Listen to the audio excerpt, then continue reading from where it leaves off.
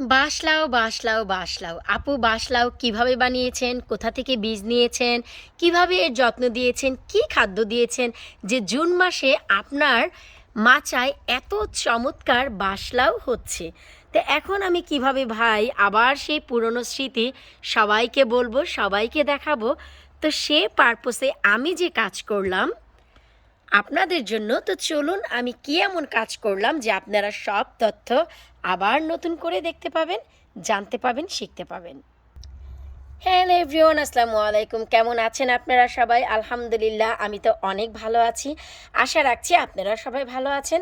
তো বাশ লাউ কোথা থেকে বীজ নিয়েছি, কিভাবে বানিয়েছি, কি খাদ্য দিয়েছি, কোনো পোকামাকড় হয়নি, কোনো মিলিবাগ ধরেনি, আর ডগাগুলো বেশি এত মোটা মোটা, প্লিজ আপু যদি একটু বলেন। তো ভাই আমি সেই প্রিভিয়াস জিনিস কিভাবে আপনাদের সামনে আবার তুলে ধরবো, তাই নতুনদের জন্য নতুন করে আবারও জার্নি শুরু করলাম বাশ লাউয়ের। এই যে দেখতে পাচ্ছেন আমার বড় সড়ো 20 ইঞ্চির একটি পটে আমি 3টি বাশ লাউয়ের নতুন করে আবার জার্নি শুরু করেছি। এই যে দেখুন। তো এখন এই 3টি বাশ লাউ আমি আপনাদের সাথে নিয়েই যত্ন করব, আপনাদেরকে পাশে নিয়েই সব কিছু করবো, যেন আপনারাও আপনাদের গার্ডেনে ঠিক একই যত্ন দিয়ে বাশ লাউ খেতে পারেন। কিভাবে কি করলে গাছে এত মোটা মোটা ডগা হবে, মোটা তাজা থাকবে, এবং কি করলে কোনো মিলিবাগ বা কোনো পোকা বা কোনো মোজাইক রোগ যা সিলভার করে ফেলে পাতাকে তা হবে না, অধিক ফলন হবে, কি এমন কাজ আছে। তো চলুন ফার্স্ট অফ অল আমি দেখাচ্ছি যে এখানে আমি 3টি বাশ লাউ লাগিয়েছি, তার ভিতর 2টি গাছ অলরেডি 1G কাটিং করার সময় হয়ে গেছে। জি হ্যাঁ, আপনাদের প্রশ্নের যে প্রথম প্রশ্ন তার উত্তর হচ্ছে যে কিভাবে আমি বাশ লাউ বানালাম এবং কিভাবে কোথা থেকে বীজ পেলাম। তো বাশ লাউ বানিয়েছি, যার জন্য আমাকে যে কাজটি শুরুতেই করতে হয়েছে তা হচ্ছে 1G কাটিং। 1G কাটিংয়ের পর আমার বাশ লাউ গাছে লাউ এসেছে 4টি, যার ভিতর এটি হচ্ছে বড় লাউ, একটি আমি তুলে হালকা একটু ঝোল খেয়েছি, আপনাদের সাথে শেয়ার করা হয়নি, আর বাকি 3টি আমি নিজেই ছিঁড়ে ফেলেছি। তার কারণ কি? কারণ আমার বাশ লাউয়ের যে মাচা, সেই মাচাটি আমি ভেঙে ফেলবো, কারণ ওইখানে বাচ্চারা দৌড়াদৌড়ি করে, আর মাচার সাইডে যে ছোট ছোট চিকন চিকন যে কি বলে ওইগুলিকে, কঞ্চি, ওই জিনিস আমরা তো কঞ্চি বলি, অনেকে স্ট্রিক বলে, অনেকে লাইন বলে, যে যেটাই বলুক, আমরা তো বাঁশের কঞ্চিই বলি। তো এইগুলি সিকিউর না, তাই আমি সেই মাচাটি যেহেতু তুলে ফেলবো, তাই ইচ্ছা করেই 3টি লাউ আমি ভেঙে দিয়েছি যেন সেই মাচায় না ধরে। হয়তো মুখে বললে অনেকে আপনারা বুঝতে পারবেন না যে এই যে জিনিসগুলো এখান দিয়ে আমান আমেনা দৌড়াদৌড়ি করে, তো আমেনা তো টাচ করতে পারে না, কিন্তু অ্যাক্সিডেন্টলি যদি আমানেরও চোখে লাগে অ্যাক্সিডেন্ট হবে। এই জন্য এই যে মাচা, এই মাচাটি আমি তুলে নেব, এখানে আমি অন্য ব্যবস্থা করব, এবং এখানে ইচ্ছা আছে নতুন করে ধুন্দুলের গাছ অথবা অন্য কোনো গাছ দিব, তবে এইভাবে মাচাটি রাখবো না। এটি একেবারেই আমি সিকিউর দেখতে পাচ্ছি না বাচ্চাদের জন্য, তাই আসলে আমি এই কথাটিই বলছি যে এখানে আমার আরও 3টি লাউ আসা সত্ত্বেও আমি কেটে দিয়েছি, শুধু এই লাউটি এখন তোলার পালা। তো যাই হোক, আশা করি আপনারা বুঝতেই পারছেন যে সেখানে যেহেতু আমার বাশ লাউয়ের ফলন স্টপ হয়ে যাচ্ছে, তো নতুন করে তো ভাই আবার শুরু করতে হয়। এই সেই বাশ লাউ যার বেশ কয়েকটি ভিডিও দেখিয়েছিলাম, ছোট ছোট ছিল, এবং এ পটেও লাগিয়েছিলাম। এর আরও 2টি ভিডিও আছে, আপনারা চাইলে একটু ঘুরে দেখে আসতে পারেন, যদি সার্চ করেন যে বাশ লাউ লাবণী কিচেন ইউটিউবে গিয়ে, সেখানে আপনারা পেয়ে যাবেন আশা রাখছি। তো এখন ফার্স্ট অফ অল আমাদের যে কাজ, এই যে নিচের দিকে যে ডগা পাতাগুলো আছে এগুলোকে এখন কেটে দিতে হবে।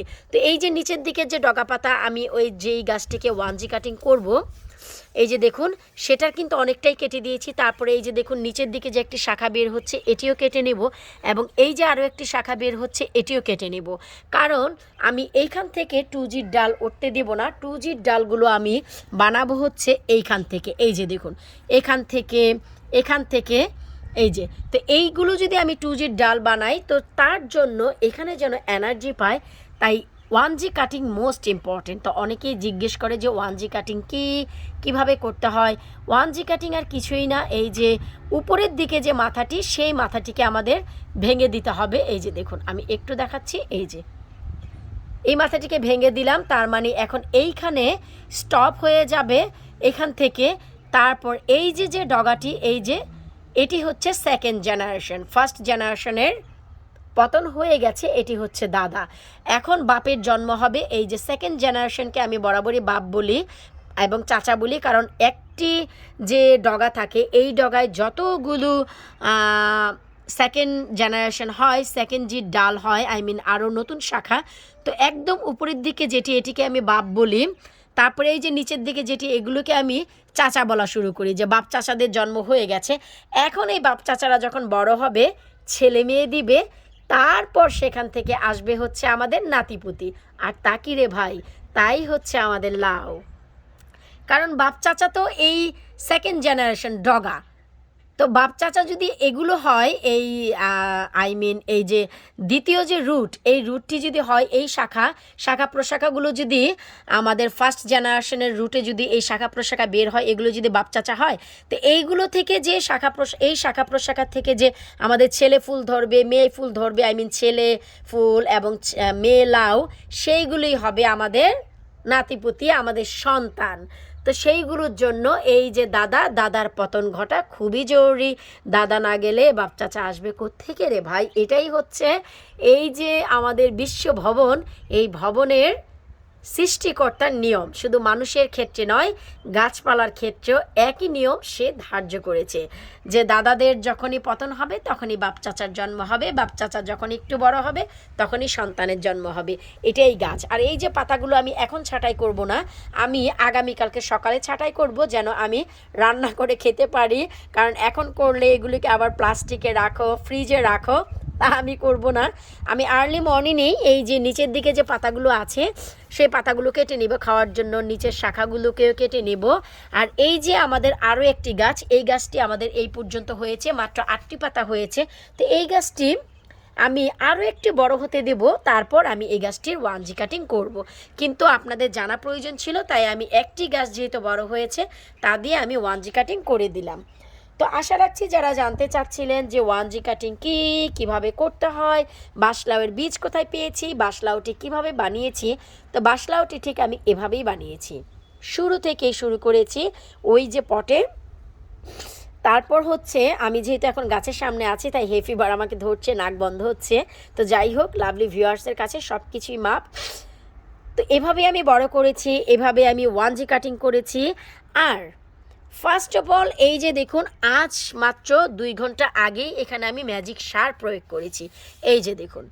তো আসলে সেই ভিডিওটি আপনাদের সাথে শেয়ার করা হয় না, যার ফলে ম্যাজিক সারের ফলে আমার গাছের ডগাগুলো দেখুন আপনারা, শুকর আলহামদুলিল্লাহ, কোনো প্রকারের পোকা মাকড় বা কোনো সিলভার, কোনো মিলিবাগ আপনারা কি দেখতে পাচ্ছেন না। তো সেই ম্যাজিক কীটনাশক পার্ট 2 আমি ব্যবহার করেছি এখানে। ম্যাজিক কীটনাশক পার্ট 1 আমি এখানে দেইনি, কারণ ম্যাজিক কীটনাশক পার্ট 2 আমি বানিয়েছিলাম অন্য গাছের জন্য, তো সাথে সাথে এ গাছেও দিয়েছি। আর দিয়েছি হচ্ছে ম্যাজিক সার, আর এই যে 1G কাটিং করে দিলাম। এই হচ্ছে বাশ লাউয়ের প্রথম স্টেপ। ইনশাল্লাহ আপনারা ভিডিওর সাথেই থাকবেন, দেখতে পাবেন এই গাছেও আমার বাশ লাউ ঝুলছে। এই যে মাচাগুলো যে খালি আছে, কেন আছে রে ভাই, এখানেই বাশ লাউ ঝুলবে ইনশাল্লাহ, এইটুকু আমার বিশ্বাস। প্লিজ ভিডিওগুলো যদি ভালো লাগে, আপুকে যদি ভালোবাসেন, আপুর ভিডিও দেখে যদি এতটুকু উপকৃত হয়, ভিডিওগুলো সবার সাথে শেয়ার করে দিবেন, এতে করে নতুনরা কিছু দেখার জানার সুযোগ পাবে। যদি শেয়ার না করেন, যদি প্রশ্ন আসে আমি কিভাবে বাশ লাউয়ের জার্নি করলাম, আমি তো আর শুরু করতে পারবো না, কারণ সেই সুযোগ তো আর নেই। সেই সুযোগ প্রায় শেষ, জুন মাস চলছে, আজকে হচ্ছে 19 তারিখে ভিডিওটি আমি করতে যাচ্ছি। হয়তো বা আপনাদের কাছে একটু দেরি করে যাবে, কারণ ভিডিও এডিট করা, ভিডিও সব কিছু সেট আপ করতে করতে, আপলোড করতে করতে আপনাদের কাছে যেতে যেতে একটু সময় লেগে যায়। কিন্তু আমি এই জন্যই বলে দিচ্ছি ভিডিওটি জুনের 19 তারিখে নেওয়া, যেন আপনারা বুঝতে পারেন যে কখন আমি এই জার্নিটি শুরু করেছি। তো বিদায় নিচ্ছি আজকের মতো, আল্লাহ হাফেজ। জানি প্রশ্ন আসবে যে আমি কীটনাশকটি কতদিন পর পর দিই, আমি 9 দিন পর পর দিই। 9 দিন কেন, এরও কারণ আছে, অন্য কোনো ভিডিওতে আবার আপনাদের সাথে এক্সপ্লেন করব। আল্লাহ হাফেজ।